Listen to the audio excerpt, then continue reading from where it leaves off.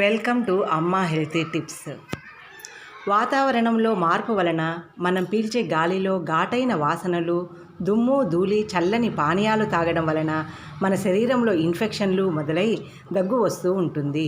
దగ్గును నివారించుకోవడానికి మనం కొన్ని చిట్కాలను చూద్దాము.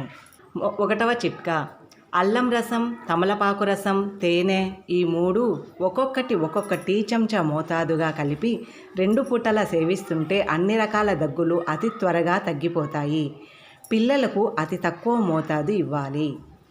2వ చిట్కా, 2 లవంగాలు వేయించి 5 తులసి ఆకులతో కలిపి నమిలి తింటే అన్ని దగ్గులు తగ్గుతాయి.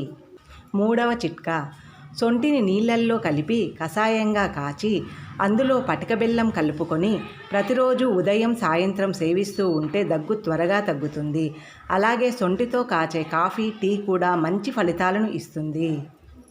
4వ చిట్కా, గోరువెచ్చని నీళ్లలో కొద్దిగా యాలకుల పొడి, లవంగాల పొడి కలుపుకొని నెమ్మదిగా చప్పరిస్తూ త్రాగితే మంచి గుణం కనిపిస్తుంది.